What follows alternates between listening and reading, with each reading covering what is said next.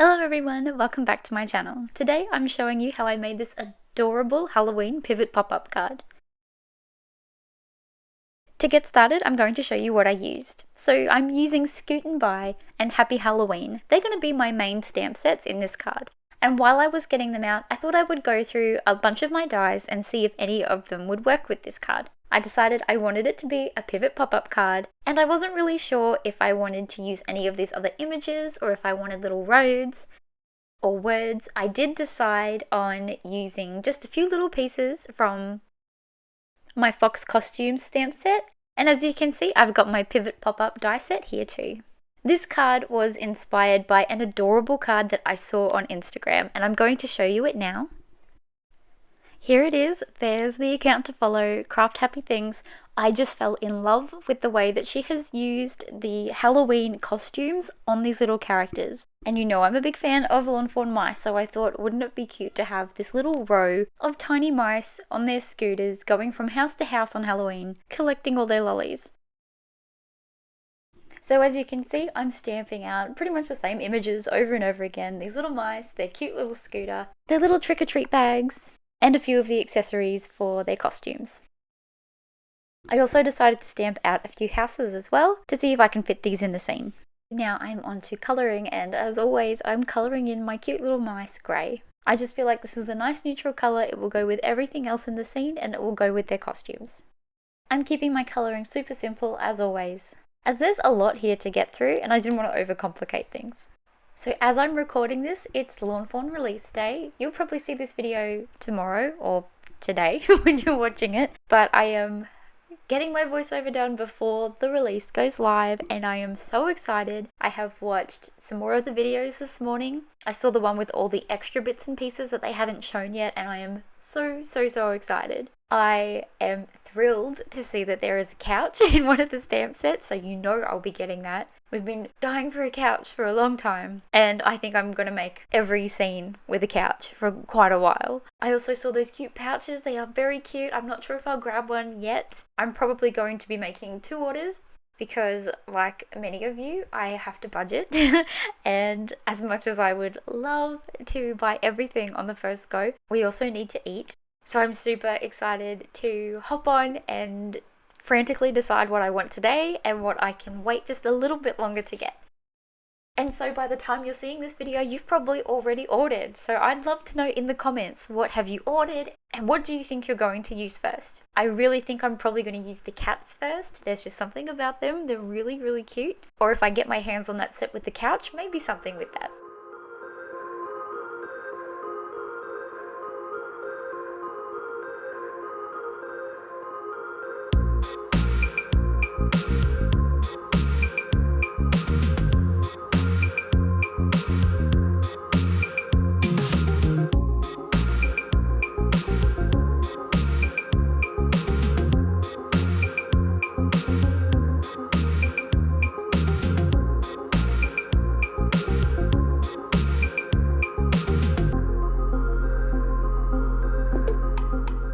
So now you can see I have moved on to my white highlights using my jelly roll pens. Today I'm using the 0.8 and the 1 on my bigger images. Now something a little bit exciting, because I like sharing exciting news with you. The brand that makes jelly roll pens, Sakura, have opened up in Australia, or I guess are now distributing properly in Australia, which is really exciting. And they popped on their Instagram the other day that they were looking for Australian artists who use their products so that they can, I don't know, get in contact with them, put them in a program, all that exciting stuff to promote them. And I messaged them saying that, I don't think I'm quite what they're looking for being a card maker, but they should know that, jelly roll pens are huge within the card making community. I've done an entire video on how I use them. I always recommend them when someone asks what white pens that I use. And I've seen so many other crafters use them. They seemed pretty happy with that and asked if I would like to have some stuff sent out to me in exchange for a couple of posts and things like that. So we'll see how that goes. That'll be mostly over on Instagram. I might do an unboxing on YouTube, depending on what they send me. But yeah, I just thought I'd fill you in on that. It's pretty exciting and I can't wait to see what happens with it. So moving on, I have cut out all my pieces for my pivot pop-up set out of various colours of cardstock, and we'll get back to them soon. For now, I'm going to work on my background, but on the inside of the card. So most of the action for this one obviously happens on the inside where the pivot pop-up piece is. And for my background, I went with purples. I know this is like kind of a pinky purple, but I just really love Seedless Preserves. It is probably my favorite of my Distress Oxide inks. And I'm going over it with some Dusty Concord and my Lawn Fawn cloud stencil. And as you can see here, this little shape up here is a pumpkin, and that is from one of my older Halloween stamp sets. I will have to double check what one that was. And I've just stuck it down with some semi-permanent glue dots so that I could just keep the shape there. I was planning on stamping a moon directly onto that, but I changed my mind and did something a little bit different later.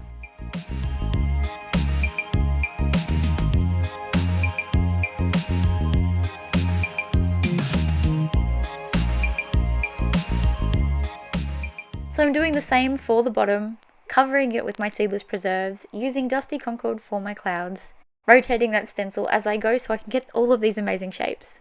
I then also go around the edges just a little bit with some black soot.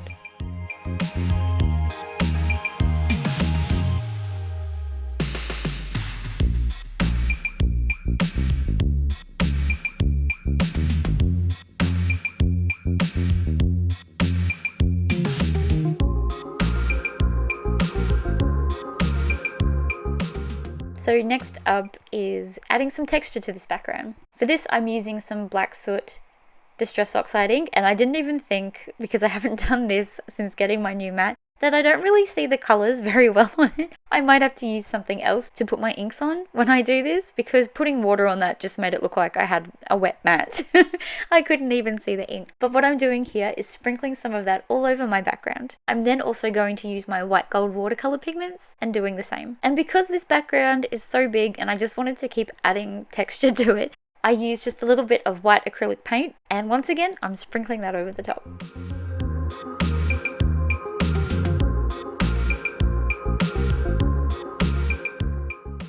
For my pieces that are going to be holding my little mice and the rest of my scene, I cut them from some white cardstock, and here I am just gluing them together. I then give this piece the same treatment as I did for my background.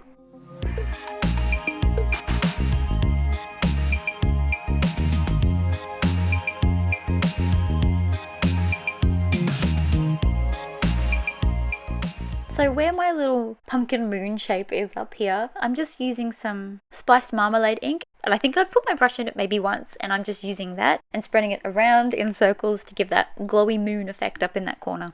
Now to start assembling the whole pivot pop-up thing, and I had to go back and watch Lawn Fawn's tutorials on it just to make sure I was putting my glue in the right spots and I was folding it the right way. So I do recommend looking at that. I didn't go into depth very much with how I did that, but as you can see, it has worked. And now I'm hoping that I cut my card big enough for everything to fit inside it.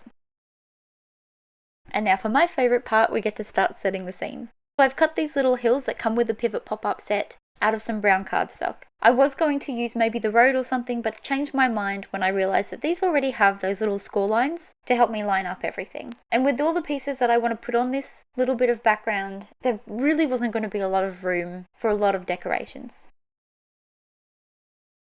So here I am trying to see if these houses are going to work. So once again, I've used my semi-permanent glue dots, which go permanent if you leave them long enough. And I've just stuck my little house down and given it kind of like a test fold to see if this will actually stay in the card and it won't be sneaking out the sides. And it did work, which really surprised me. I didn't even think that I could maybe go this high with images on this, so that was really exciting. I then stick all my other little houses down, and I'm not going to bother with a road and a full scene here. Sometimes I think I get really caught up in ensuring that everything's realistic when I'm working with mice on scooters. So it still sets the scene, I just didn't have to do too many details. And again, with those semi-permanent glue dots, they're fantastic because I got to glue this down in place and make sure that it all does fold into the card perfectly. I would hate to get further into my card, finalising this little scene and then realising it didn't fit at all.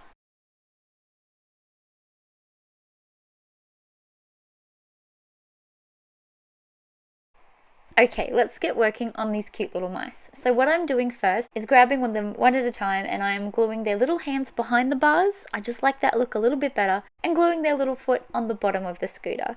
I'm letting these dry before I decide who's wearing what costume, because I know I'm going to be handling them quite a lot.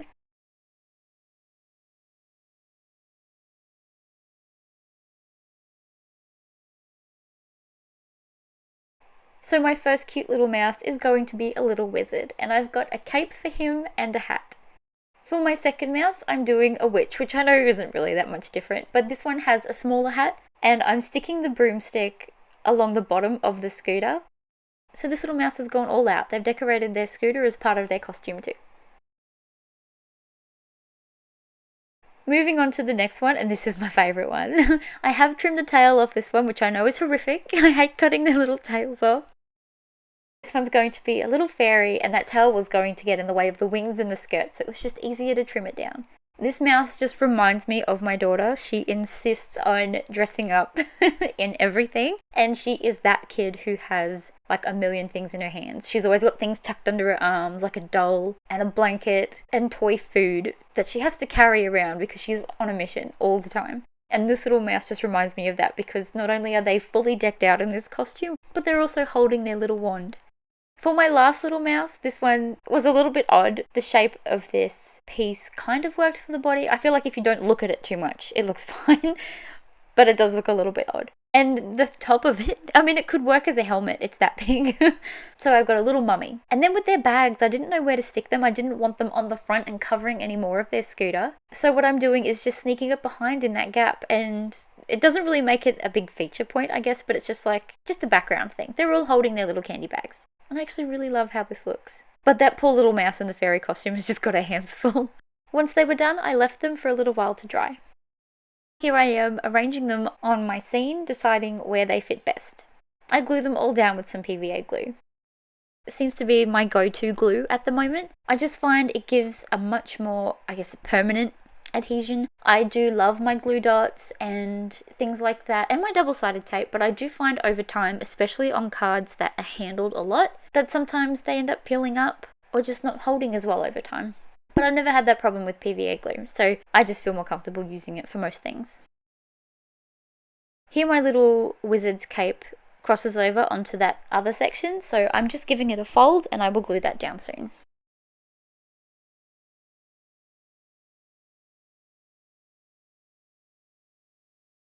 And now I get to stick this whole scene into my card. Now this card has a lot going on the inside, like a lot of my cards do, and I always need to think of something simple to put on the front so that it's not just a plain white card. Today I have used the largest of my stitch rectangles, and I've cut that from some white cardstock. I've then popped some washi tape down, and I'm using just the excess ink from my purple brush, and I'm brushing that to make a little background. I'm then also sprinkling some of that over the top. Same goes for my white gold watercolor pigment and for my black soot ink. This just makes it match the inside a little bit better, and it fills in all those spots on the front. I then add some double-sided tape to this now because the little mouse I'm going to stick on the front is going to have a bit of dimension. We've already done a lot of colouring for this card, and I thought of this later, so I didn't show how I coloured all of this in. But I have this sweet little mouse from the Bubbles of Joy set, and this cute pumpkin from the Happy Halloween stamp set, and I'm just sitting him in it on the front. And that's all that there is going to be. I feel like it's pretty cute in itself, but there's a huge surprise coming when this card is opened. On to my final touches for the inside of my card. Well, I did leave that space for the moon, and I'm not quite sure why I didn't just stamp this in there. I'm not sure what was going through my mind as I did that, but I decided to instead white emboss this pumpkin, and then just simply go over it with the excess orange on my brush. I die cut this one out because I had the matching dies, which was lovely, and then I stuck it on the inside. At this point, the top half of my card was done, so I felt comfortable sticking this card front down now. This card needed one final thing to be complete, and that was a sentiment. So I've cut some black cardstock that fits perfectly down the bottom of the inside of my card, and I've run my grassy dye over that too. The sentiments I'm using today are from two sets. So I've got No Tricks, Just Treats from Happy Halloween, and from my other Halloween set, I've got Happy Halloween. And here it is, and I just love it.